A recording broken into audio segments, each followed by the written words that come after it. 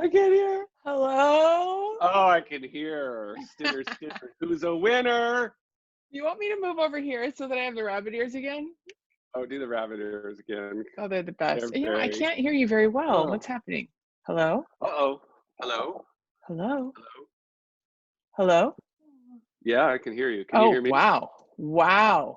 Yeah. Oh, I bet Sure it can was now. recording. It COVID is recording. hair. COVID It is hair. recording. Lockdown. Oh, it is? Yeah. So now everybody knows. Oh!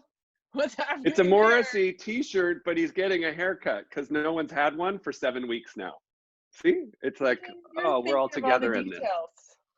You're thinking of all the ways to just get to the people and help them. Have we already introduced ourselves? Did we use that episode? Or should we reintroduce for 2 We should seconds? just do it every time, real quick. Yeah. Okay. This is my friend Lincoln, bestie since I was 17. He once sold me his car for $400. It was a chop top. It was really great.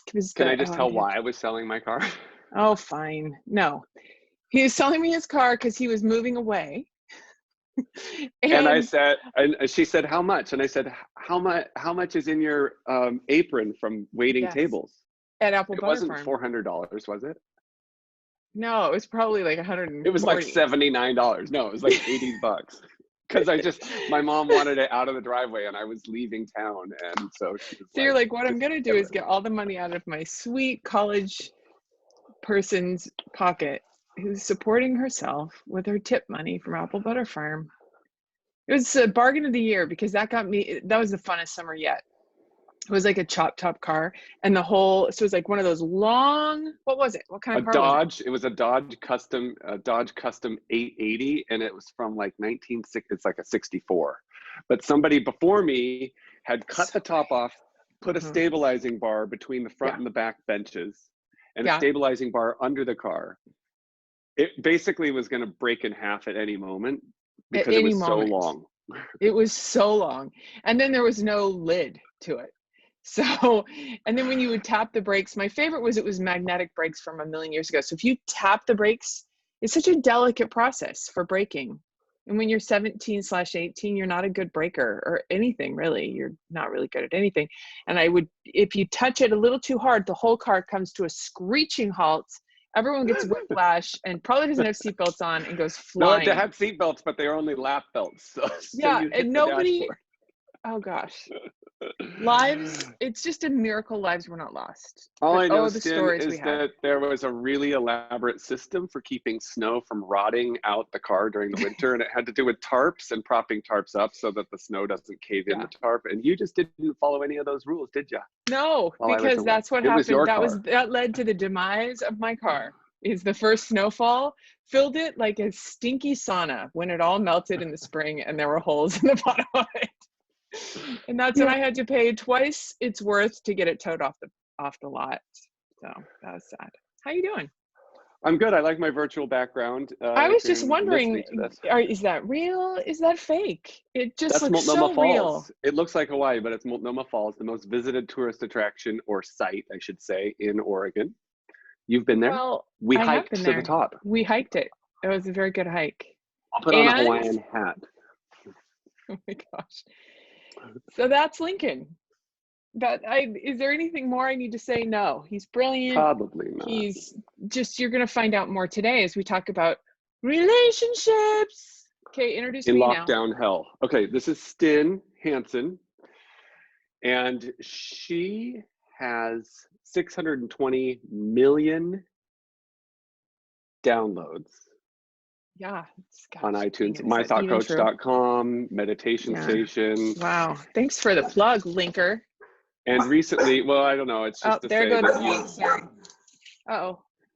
Can I tell the story how we were, it's a podcast. Can you, we've just lost, you lost me. If I was listening to this, there I go. Bye-bye. I'm not listening. I'm going to go listen to Dolly Parton's America with Jada Boomrod on WNYC. That's a great podcast.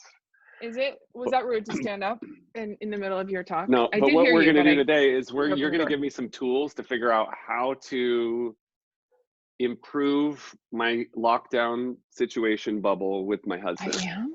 Oh Do I may gosh, go upstairs how? and take a shower for 30 minutes while we do this? Because I don't want him listening to me talk about our relationship with you. Oh, good. Then let's I start hear that he's listening trimming. now. He's trimming. He's got the trimmers out Oh, first. so that's like for maximum sound. Gosh, where's my So pen tomorrow will so I be a can whole make man notes? Stay there. One more escapes second. you. I like to make notes when I'm talking about problems because it helps me focus better. That's a fun pen, isn't it? It's a highlighter. That's going to do great. At least it's not a crayon. All right. So yeah. So let's first of all I don't talk know. about You the got one time problem. we were hiking around the lake in Austin, tell like 14 months story. Where'd you go? Could you not see me? Oh my I gosh, was in it the said middle you're of a in. story walking, walking around the lake in No, I just Austin. got a sign that said your internet connection is unstable. I've never even seen that before. There Well, are so many things unstable right now. Just the internet like is the least of us our right now. problems. Right. Yeah. Here, let's put some.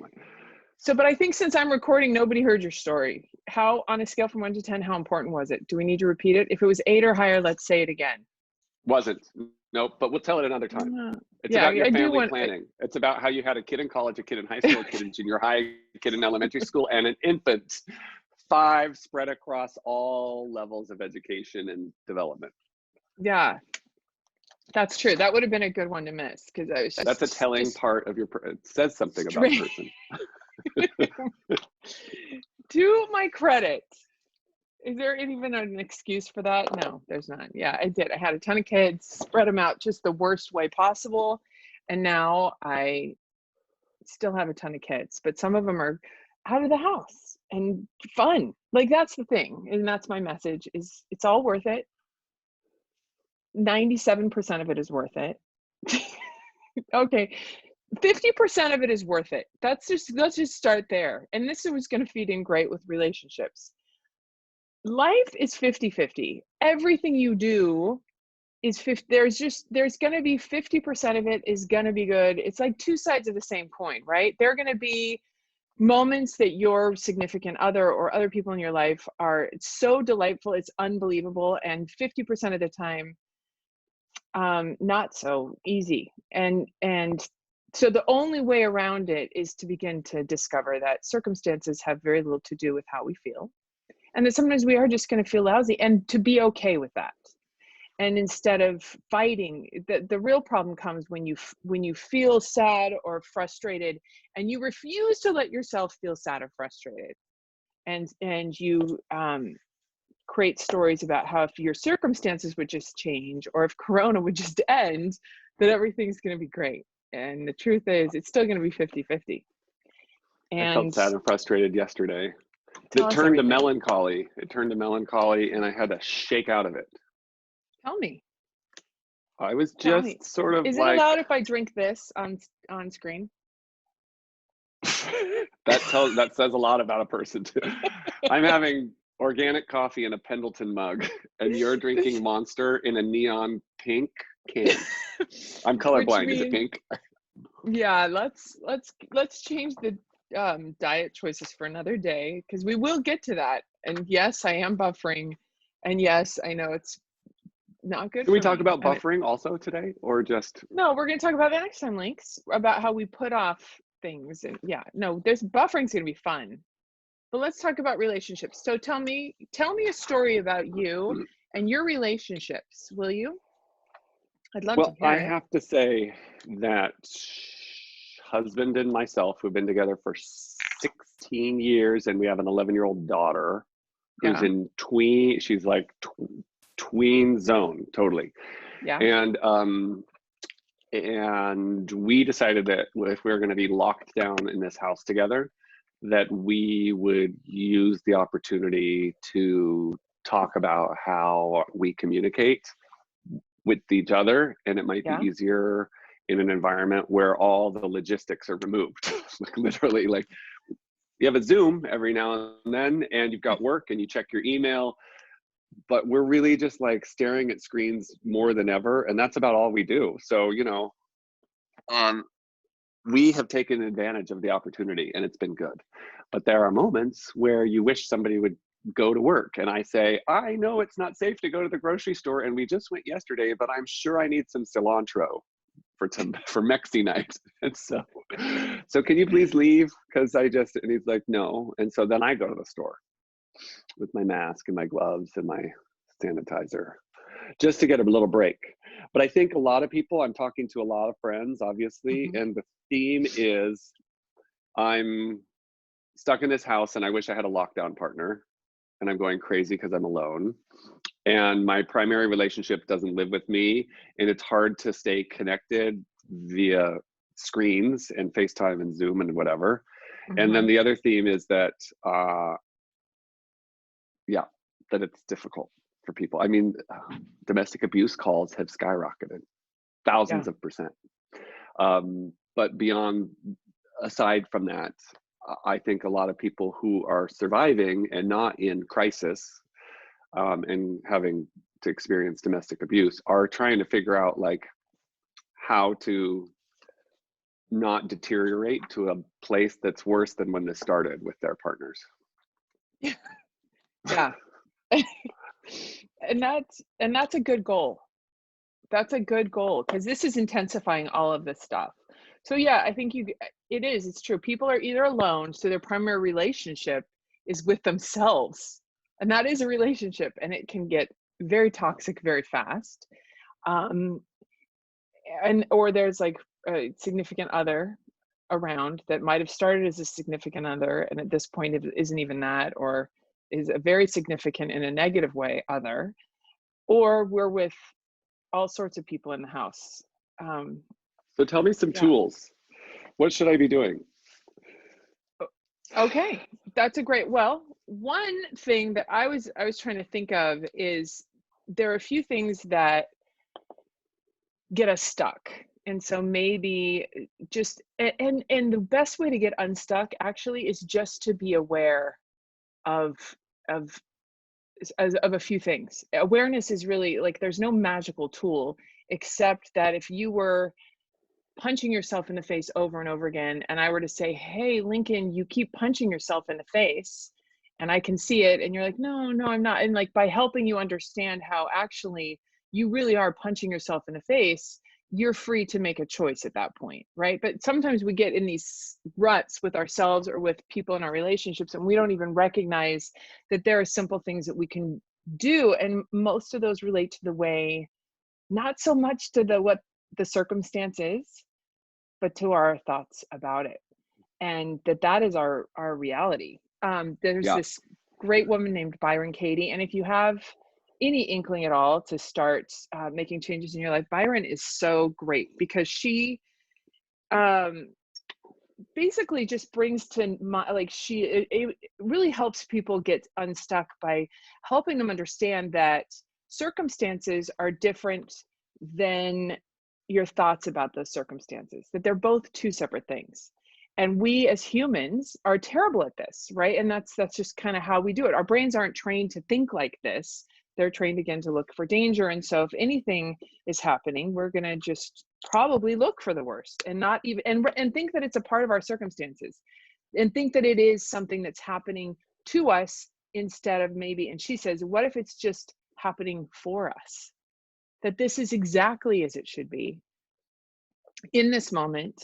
And instead of always thinking, well, if this were to change, or if this were to change, or if Corona were to change, or my partner would stop doing this, then everything's going to be great. And if it's, the one thing I've learned, and I'm here to say, is that if you think it's going to be better when something is resolved, you're kidding yourself. It isn't true. And I bet we could go back to all those times, like Lincoln, we all have them. Like we all said, yeah, when this happens, I'm going to be happy.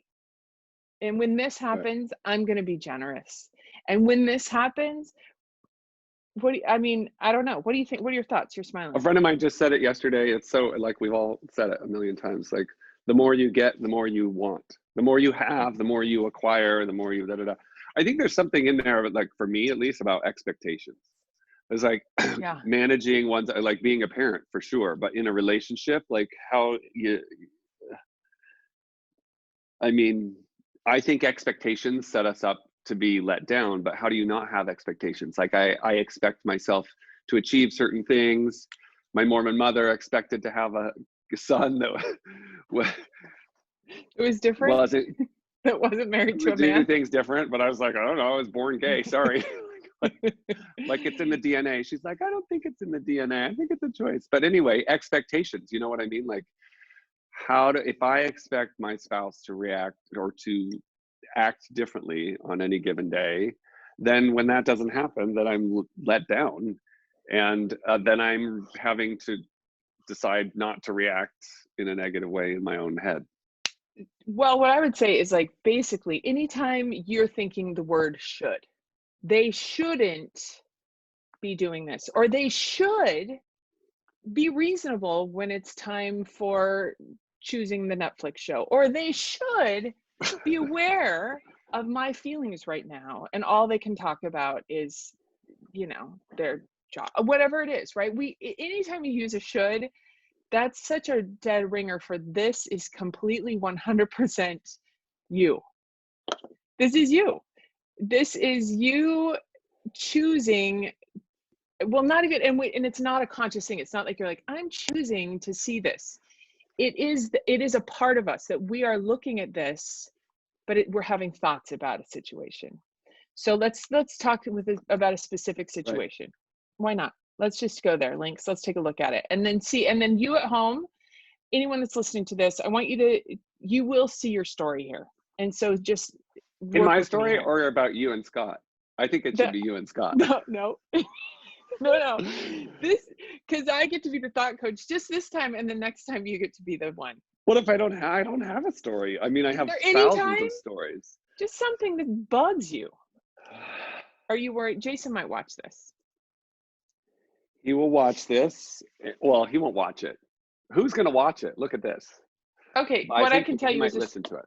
All right, you pay attention to what are thoughts and what are feelings. So this is what I was stuck, because sometimes I'll just do a thought thing, like I'll write down the thoughts that I'm having. So we were going to go out. This was a while ago, but we were back when quarantine wasn't a problem. We were going to go hang out with some friends of Scott's at work, and I didn't really want to go because the wife kind of bothers me a little bit. And so I said something like, hey, I'm not super excited to go because his wife is kind of annoying. Am I allowed to even see? I mean, look at already I can see. So I said he kind of annoying, and what Scott said is, well, then what are we going to tell them about why you're not going? What should we, like, immediately was like, what are the things that we should do to deal with this? And I was like, well, I didn't say I wasn't going to go. I said I didn't want to go. And why are you worried about their feelings? Taking care of making sure that they can handle me not being there if I don't go. And why did you even jump to a conclusion that I'm not going, just because? Why aren't you asking me why I feel that way, or having can you see, have we all been there? Yes. So I started, and then I was annoyed all weekend. You got to let that go faster. Right, but I was annoyed, and I noticed that I was being annoyed. So when I looked at this a day later, I started to write down and recognize some things. So first of all, the circumstance or the situation, the way that you can tell the difference. So I kept telling myself, well, he's just not caring about me, right? That's not necessarily a circumstance, because it's not neutral, and not everybody would agree. So the way that you can differentiate, I was having thoughts about what Scott did, but the only truth really is that Scott talked to some friends and made an arrangement. That's truth, right? Everyone would probably universally be able to look at that situation and say, yeah, that is something that you could do. The other thing is that I had thoughts about a person. I did have thoughts. I had thoughts like, I don't want to go, because that's a circumstance. I had thoughts. But look at where we jumped. And let's look at what Scott did. He made arrangements, and then I said something. Sorry, Jason just walked through from the shower. Okay, and then he did a fun, cute thing that he would have never done before. Good job, Jason. I hope it involved. Sorry to interrupt. Scantily moments. Hmm. Okay, so are you okay, so Lincoln, help me with this problem. That was my problem. What would I you think say? you just have to look at the, I mean, I'm not you with all kinds of training and experience. I just think that you gotta kind of not read into things. You can't, like, I can't project, you can't project what Scott was thinking. He's just a nice guy who cares about other people's feelings, but you are his priority. So he should also care about your feelings. But he's also probably expecting you to be tough enough or like mature enough to like not make it about you. Just like, Right. So he started right? to have feelings about how I was reacting, Right. right? Probably he was having his own little set of issues and reaction to my reaction, because my reaction became the problem. Because the truth is, and so as I kind of thought through that, I recognized that what I was, that the only facts were what I Right. only had the facts, and that's the only thing I could look at. And I had a choice of how to think about it. And that Because that's the only thing I, you can control, really. yeah, yeah, and that, yeah, Right. that's, you can't change the past. It just, and you can't, it needs to be something that everyone in the world would universally in a court of law say, yes, that did happen. That's it. What I was assuming was true was that he didn't care about me. What I was assuming was true is that, um, that he cared about more about them, and it just had turned into this whole little side issue that wasn't real. So I don't know. I feel like it's really important. So once I was able to identify that, then I noticed that for me, I it said more about, I was trying to think, well, what don't I like about this person? And as I started to think about that, I thought, it's in, this person makes me feel uncomfortable. I mean, she's kind of amazing. She's done like a million things, and her Instagram followers are plentiful, and she's really cute. And so all of it, like, it, I was like, this is all about me. This is Totally. 100% the Stin show. It has nothing to do with him. And I've, that poor girl, Or right? her. Or her. It has nothing to do with her. Yeah. It just has everything to do.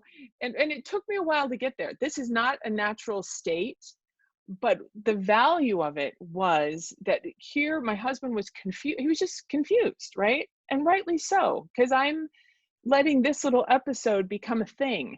And then the more I'm like, well, he doesn't care about my feelings. All I looked for all weekend was evidence that he didn't care about my feelings. Right. And then I could just turn any situation into, well, yeah, because he probably didn't care about whether he ate the last chip or not, because he doesn't care. Like, do you know what I mean? Like, you, I'm setting up all these people So, and thinking that it has everything to do with these people and how they make me feel and that they're so annoying. But the truth is that I even Scott was reflecting back. The truth was, I feel bad about how I feel. And instead of me wanting to be okay with that, I wanted him to be the reason that I felt bad, and to turn it into a little thing with him. And then even further, I wanted the girl somehow to be responsible because she's someone I don't really like. Right? right. I mean, and nobody was there. It was just me tracking, like me going, awareness. I am literally punching myself in the face, because what are the results of that thinking? Well, Scott and I were in a tiff all weekend. I was starting to feel myself going batshit crazy. I was starting, like, it is such a self-perpetuating issue that could have gone so wrong in so many ways. Um, yeah, and I just didn't even know how to explain it to Scott, because I was like, it's for Everyone the in lockdown confusion. is dealing. I mean, this is like normal everyday stuff. Like this thing happened before lockdown, right? But Ah, like I just feel like it is on steroids. Like the whole thing is just compressed. Nobody gets to leave. You don't get to come back at the end of a day and say, how was your day? Because you were like, not everyone has the is blessed to have a big house to roam around in. I right. mean, we're Yeah. not like all my friends in New York and in other places who live in Just, small yeah. spaces. Yeah. as I did when I lived there, don't have all these rooms. And when I want to get away from the 6'7" monster of a person who's driving me crazy with his Virgo tendencies, that he just walked out, so now I can really talk. I'm just kidding. I'm just kidding. So yeah, I think when you're in a bubble of 4 walls in a 1-bedroom, you can't go very far to like practice guitar in the other room, or Yeah.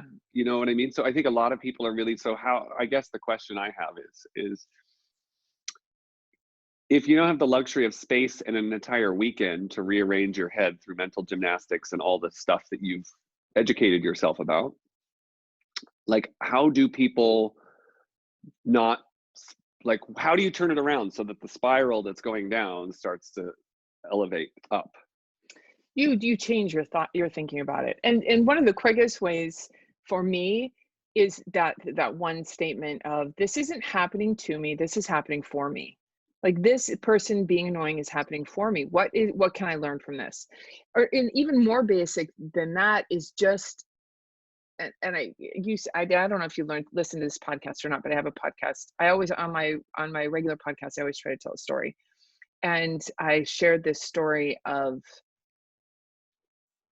basically this book that I had read that talked about being grateful for everything, including the hard things. And when we express gratitude for the hard things, we begin this cognitive dissonance thing that happens in our brain. That's like, wait, why are you thinking for something that's terrible, right? Like, why would you do that? Because there's a scripture somewhere that in the Bible that says, thank God in all things. It doesn't say thank God in all the good things, just say all things. And so somebody wrote a book about that.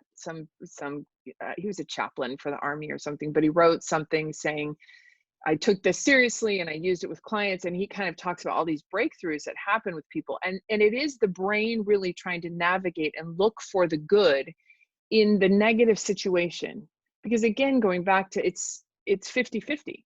And most of the time, our thinking is all that we need to change. And that's good news, because that's something we can change. Most circumstances we can't. And when we see the circumstance as just something happening for us, there's something freeing in that. Like, what if this is the best thing? And really accepting the past, and maybe even, because again, choosing, it's your thought, but you could choose to be grateful. You could choose, when someone, the more annoying me is, to be even more grateful, to go, wow, you are so pressing my buttons. This is fantastic. Like, even just that, there's something like hilarious about it, that we could almost laugh at ourselves of how, just how crazy we get with our I think stuff. there's something about just like continuing to try and to seeing something as an opportunity. So when we started to realize we were all going to get locked down, Yeah. we both rightly predicted that school was going to, like, I couldn't see that like the curve was going to get flattened that quickly, and Yeah. that COVID cases were going to go down and schools were going to reopen. And I wasn't doomsday, I was just realistic. And everyone was like, oh, stop being so negative, the sky's not falling, we'll be, and I was like, I'm not saying the sky's falling, I'm just saying, like, I don't see it, like I don't see Yeah. school opening. So my in-laws are young grandparents, because they were young when they had their 2 sons, my husband and his older brother. And we decided that our 11-year-old was going to go there for homeschooling. She goes to a great school. She's got 3 or 4 Zoom classes a day. Grandma's super organized. She got a to-do list going. And my kid has benefited from that, because she needed to get organized, 6th grade, beginning of middle school, and she wasn't adapting well. All the mean girl noise, all the Twitter-pated feelings with boys. So that happened, and we said, okay, if we don't have our kid at home and it's just the 2 of us and we're working from home, how do we see this as an opportunity? Because we could easily implode. Yeah. We could easily like spiral into a worse place. We've been in marriage counseling before. I broke my foot and I was a crybaby in a lot of pain, and it about did us in, because he's not a good nurse and I'm not a good patient, and it was like the wrong timing for our relationship. And meaning, like, we had been in it a decade or more, and our kid was 8 or 9 years old, and it was just bad.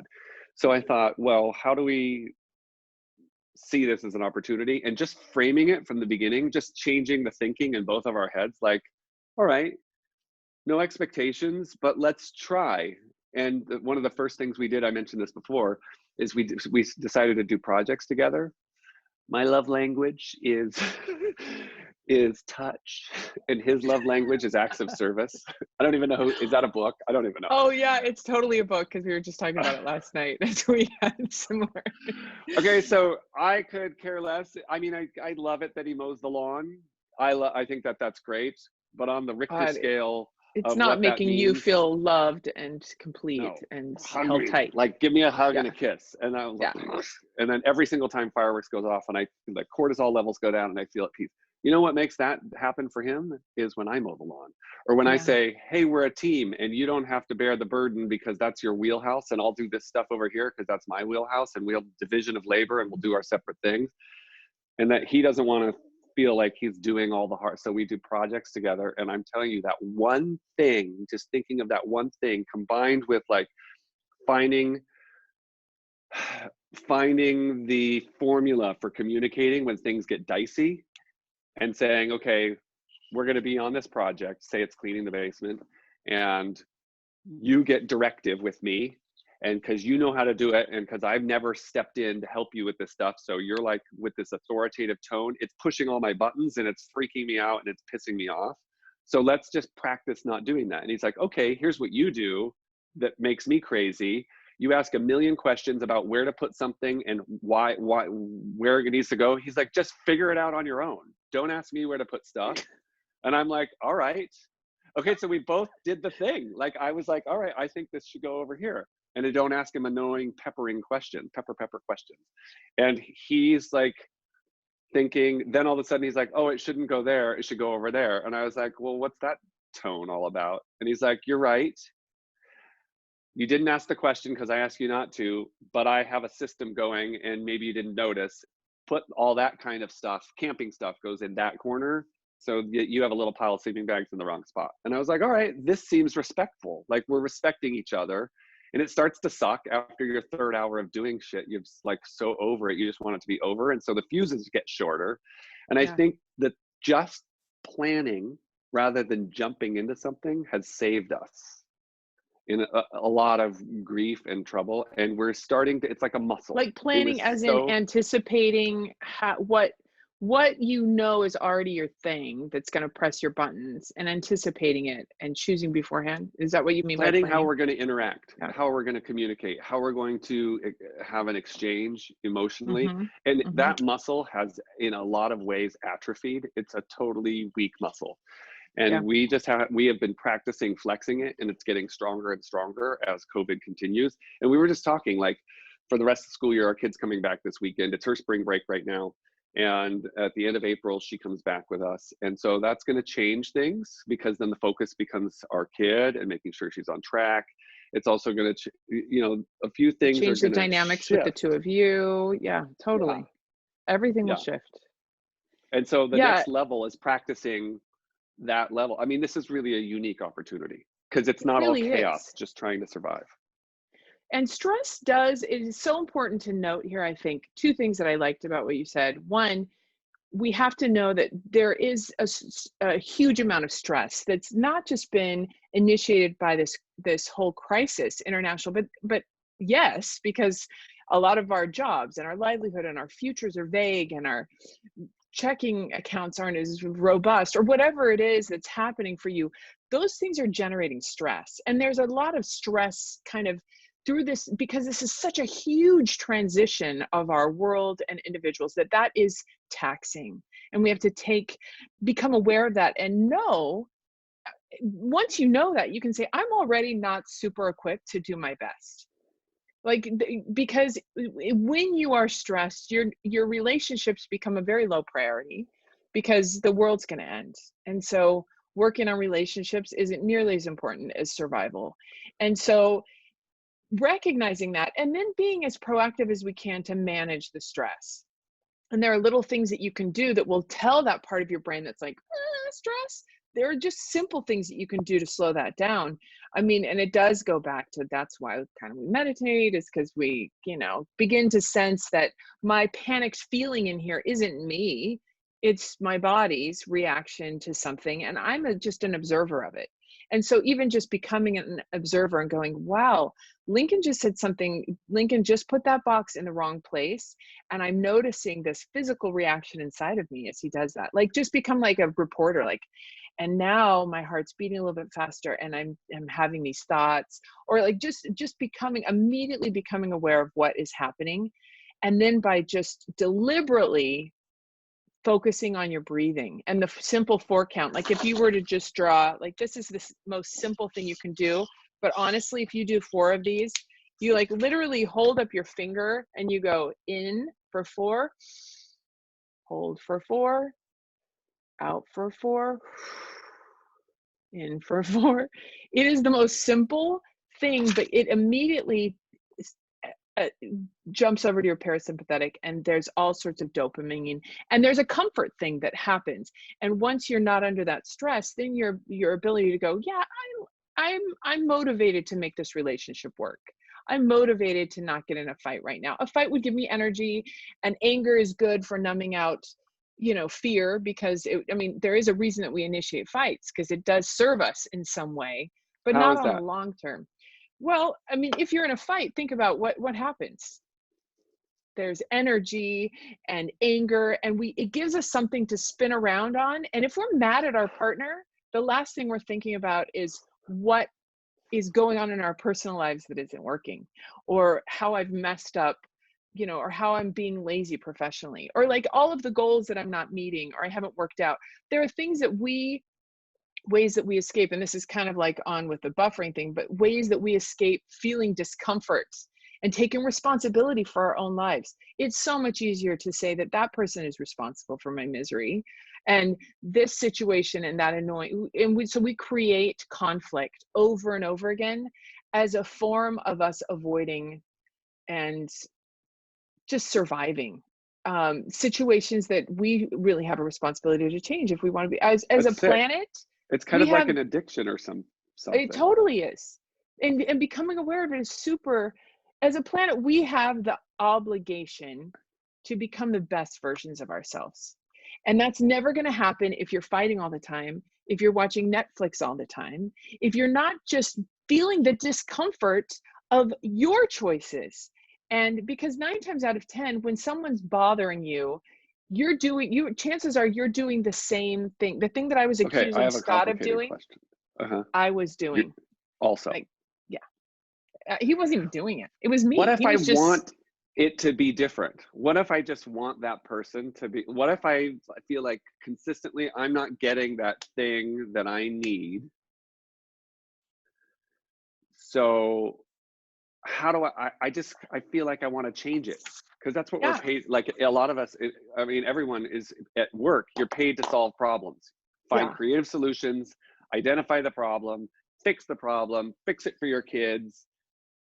I'm getting a muffin top, fix it for myself, work out, eat differently, whatever. Like we're yeah, fixers. And so when right. somebody that I'm married to Uh-huh. is consistently doing something that is letting me down, that's not a Mhm. deal breaker, but effing sucks. Like it's Yeah. just grinding on me. It's not giving me what I need. How do I, if we're all stuck together in lockdown with our partners, spouses, significant others, or ourselves, and we're letting ourselves down, that's kind of a separate thing. But like, how do I reconcile that? Because I can't change that person. This is all That's classic exactly stuff, right. right? You can't change them. And that's where that's where our brains start is, well, the problem's out there and I'm going to fix that problem.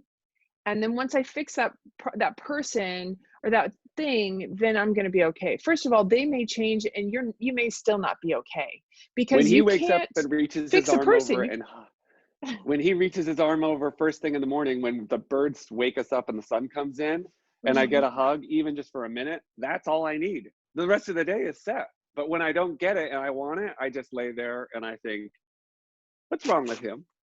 I'd Yeah, hug him first thing in the right. morning. So It's you not what he start needs. already with this huge dialogue, right?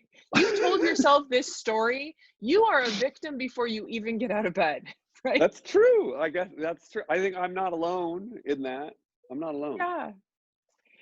Well, one way that you could respond is, a hug to me is me doing an act of service for him. How fun is that? That I can serve him right now. Because when we hold each other, like, that is the way that you can hold him tight. Like, you're giving him a hug when you do those things. So do for him. It's just something proactive. You can tell yourself a story, but you are like, if you are already a victim of his horrible abuse before you even wake up, that's never going to work for you. And we think, Yeah. oh, if we fix that, right? The fixing all has to come in here. The fixing has to do with the story that we tell ourselves. What if the story you tell yourself is, I love this about my partner, or these are the things, like, you can immediately use those things to control the story, change your paradigm immediately. And part of it is just thinking of all the times that he has given you a hug. That's Why a good point. rehearse all the things that he hasn't done, right? That's a good There are point. times that he has, and there And are reasons that you chose him. I struggle with this concept in my mind of like, why do I always have to be the one to take the high road and make the move first and like be the better person first to start the spiral upward? But whatever, like.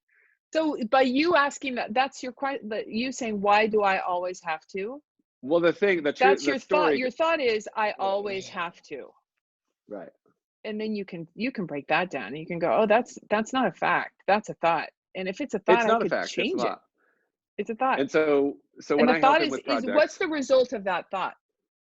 Like, if you have that thought, because if thoughts resentment, generate the because I'm the one results. bearing in my mind, I'm bearing the burden of it trying to improve our dynamic all the time. Yeah. And how's Like that working for you?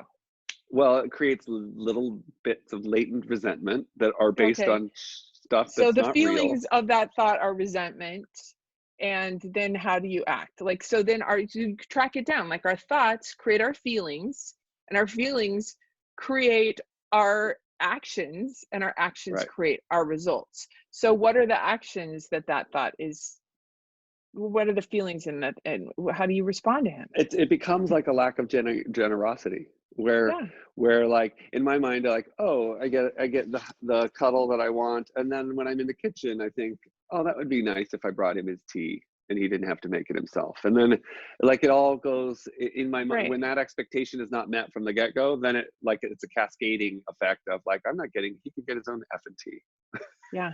You know. So if that's the case, you could turn it around and say, maybe I could start the chain reaction so that he'll give me the hug, right? I mean, Right. if he knows, like, it Which is your responsibility to say, you know how you feel when I mow the lawn for you? That's how I feel when you give me a hug. Like, you have the obligation to let him know that, yeah. right? Doesn't mean he has to do anything with it, but at least you've put that out there, that this is something, and it's like, he's still free. If we could only control everyone else and make them our puppets, we could really make a disaster of the world. Like, thank goodness nobody's doing that. But I think that it is, so we put it out there, and then you could choose to do the cascade, right? And say, oh my gosh, I'm so glad that I had that thought. Now I can start this cascade of serving him right now. What would be the most meaningful? How could I hug him right now? What's his version of that? Well, the good news is the story ends like this, is that we have a few rental properties and there's always something, there's like flooring to schlep for the contractor. There's tile, there's like going to check to see if the washing machine is really broken or if it's just off center for the tenant. And it's just like always something. So I started first just going on the rides and sitting in the car while he went in to see if the washing machine was really broken. And then it went to like, oh, these tile are really heavy and there are 40 boxes of it. Do you want to just help me? And so then I carry him in with him. And it's like a softening effect over 2 weeks. This is maybe 3 weeks of COVID. And, you know, it's weekends and evenings and we're doing these projects together. And I'm just not even really thinking about like how it's affecting. And then all of a sudden one morning, I just get the big giant arm reaching over and hugging me at 6 a.m. So, but I'm not doing So the what you're saying is maybe the most selfish thing you could do, the most selfish thing that you could do is to make sure that your partner's needs are met. And Right. your children's. Yes. Like, what if that is true? Is there a possibility that that's true? Yes. Because the other doesn't Yes. work as well, right? Because you just, Yes. and then you start to grow up and go, okay, so what is it that I want?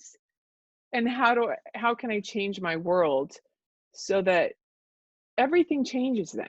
you just have to tap into your higher self. It's so easy. I don't even know if that's a thing, but I do feel like there's a base self, like a lower self, and it's so easy to go there. It's almost indulgent. It feels good sometimes. It's like, Yeah, it's it's just just, totally.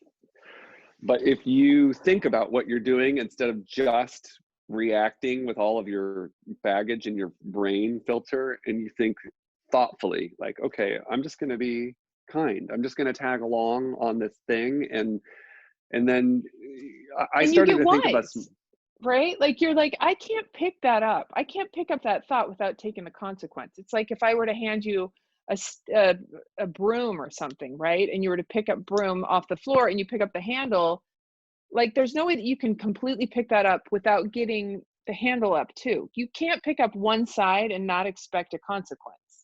And yeah, so once you start to make those associations that when I have these thoughts, this is how I feel, and this is what happens in our relationship.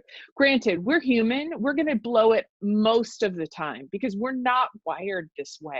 It's exactly like you said. It requires us to be adults and responsible and wise, to see the patterns in our lives and go, if I keep doing what I've always done, I'm going to keep getting what I've always got. Like that is true. If things are not working, what great information. And what a tragedy it would be if instead, when things aren't working, I'm going to fight, because then that creates its own problem, right? Then you just get stuck in the fight. And the fight has nothing to do with it. Like my story with the girl, like that had nothing to do with what was really the cause, but I created drama here. So I didn't have to deal with this girl reminds me that I'm not doing what I want to with my own life. She's a reminder of that. And instead of having to see that and feel the discomfort of that, which would actually serve me, because when when I don't have comfort, I could change it. I can go, oh, this isn't working. I want to change this. But instead, I went to this drama, drama, drama. I don't have to deal, and it's her fault and it's his fault. And look at this. And then this is relationship and this spiral thing. We can begin to see our place in that and the patterns and the way that we set ourselves up over and over and over again, and begin to see that really circumstances, the fixing is always here. And if you think that COVID ending is going to fix your life, and if you, no, do you know what I mean? Like, think about it. Like, really? no, And we still think that it's once this is over and I can go out, then everything's going to be okay. It's not. It's just not. no. And you're completely right. What an opportunity we have now, because it intensifies everything. If you're home alone with just yourself, you have two options. You can Netflix it or drink it or buffer it away, but you can also allow yourself to feel the discomfort of seeing yourself and what you've become, the good and the bad, right? And then if you let yourself feel discomfort, what will happen is you will start to look for solutions to remove that discomfort. Or you can just watch Netflix or drink. Like you have That's those next episode. choices. That's tomorrow. Yeah. I can't Or wait. you could We start you can start self-loathing. There's all sorts of crap you can do, I don't right? want to self-loathe. Or you can just but you can do things that hurt yourself. I think too much pornography can be hurting yourself. Like there are ways even people that are alone are kind of getting stuck, right? Like it's Yeah. just, there are all sorts of self-destructive things you can do. All the things you just touched on, I've done all of them during COVID. And you Eat, probably are not drink, alone. porn. What else did you And say? Self-love? Sure. but no judgment. Like even that, you can go, I did the best that I could, and I'm ready now to grow as a human being because the earth needs me to. It just Right. needs me to be the best version of myself. If I was going to go listen to one of your meditations tonight or this afternoon, if I was going to get in the bath after work today, which one would I listen to sort of frame my? Honestly, what I would recommend is actually to just do a mindfulness meditation, because when you begin to be mindful, so that would be, you would find that on my meditation station. That's where all my meditations are. And I have a few, just be still, but you begin to notice that you aren't your body, you're not your circumstances, you're not, like, there is a part of you, a wise center that's just different, we're not our thoughts even. We're just an observer of our thoughts. We're an observer of what the feelings are in our body. We are observing, and how fun that is, because then we can begin to just take that kind of like more of a when you become an observer of your own life, you can see patterns. When you're in the middle of it, you can't. You're stuck and you're like, oh, this person's such a jerk. And then you're just off to the races. That's true. But when you become an observer, even of your feelings, then you become free. So that's what I would say probably. That's a very important skill that I wish they would teach in first, second, third, fourth, fifth, sixth, and college. The good news is we can teach it to ourselves and then our kids. Darn tootin'. Can't teach it to your spouse though. They've got to learn it themselves. Or you could No, show know them how by you teach them. example. You become, you become someone that loves them regardless of what they do. And maybe then they can love themselves regardless of what they do. And then they become delightful. When people are okay with themselves, they don't need you to act any way to be okay with themselves. And that's a fun person to be married to. And that makes everything a lot easier. He's way more fun to be married to right now than for a really long time. I think because we've worked on it. I feel like my nose and part is a of that little is Owen you, Wilson. right? That's the story you're telling yourself too. Those are your That's thoughts. True. And so our thoughts, the person isn't really the issue. It's our thoughts about the person. You know what's the issue right now for me? You could be married to the most crazy person and not manipulate, but you could have thoughts about them that are just so like. That was a little Freudian slip right there. No, but you could live with someone. I didn't know. It wasn't like it was. No, what I meant was it doesn't really matter who it is that you're with. You can find a way to be okay and to actually have that person help you along your journey. It's a circumstance. The person you're with is just a circumstance. That's it. It's your thoughts about that person. That's true. That is determining whether you're okay or not. And we really believe that is not true. We think I married the wrong person. I mean, in a way, that's heavy to take on. I mean, to realize that we own the responsibility. 100%. For our it is own not happiness. Anyone's job to make us happy. Just isn't. For our own happiness. Yeah. Amen.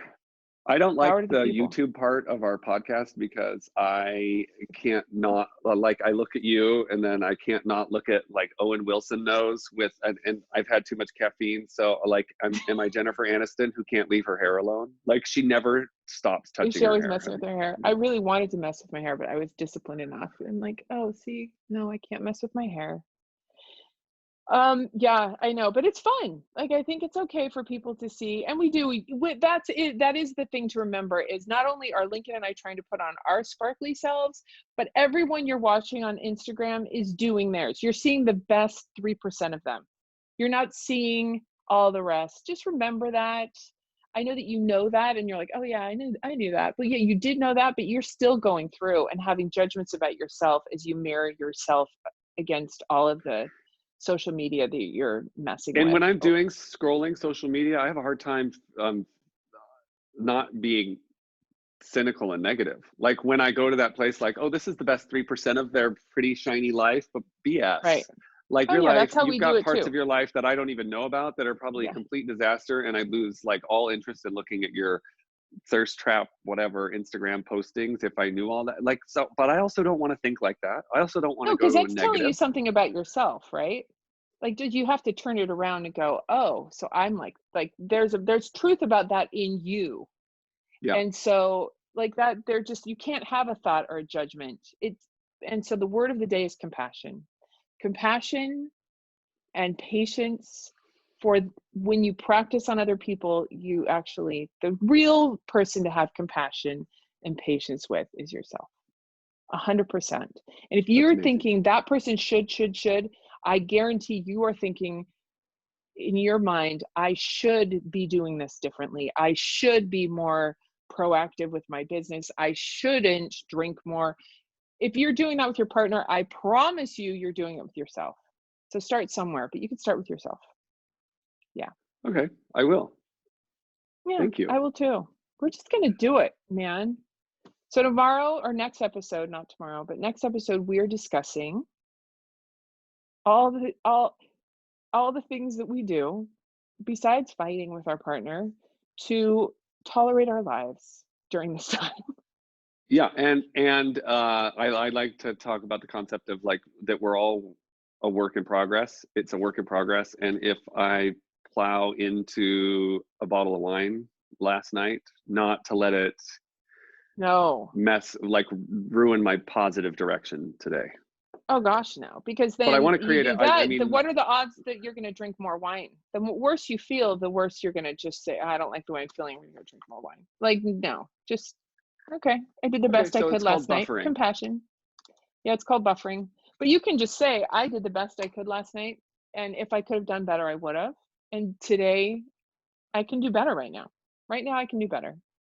Total compassion. And then you start to think about Jason, when he can do better, like he's doing the best he can right now with everything. There are things about going on in his head and his heart and his worries and his brain that I don't know about. And he's doing the best he can. And when he can do better, he probably will. Amen. On that note, thank you, Stin. Stin Lincoln, Thank you, Lincoln, Stin. Lincoln What's the Stin, title Stin of Lincoln. this? I think it's the Stin Lincoln Stin, but Scott thinks it should be the Lincoln Stin Lincoln. Lincoln Stin Lincoln. Yeah. It's a working We don't title. know who should go first, so we each get a turn to be the first one. It's not about being first, it's about being Googleable, and easy to remember in my mind. Look at you. Okay, so yes. So you're Lincoln, like the president. Lincoln. Stin, Lincoln like that's the a whole president. story. Stin like skin and spin, But a lot of it's with a people T. know Stin's name. It's memorable. So anyway. So is Lincoln. We'll So with that, okay. Until next time. Bye. Bye. Hang up on me. Okay, bye. Thank you.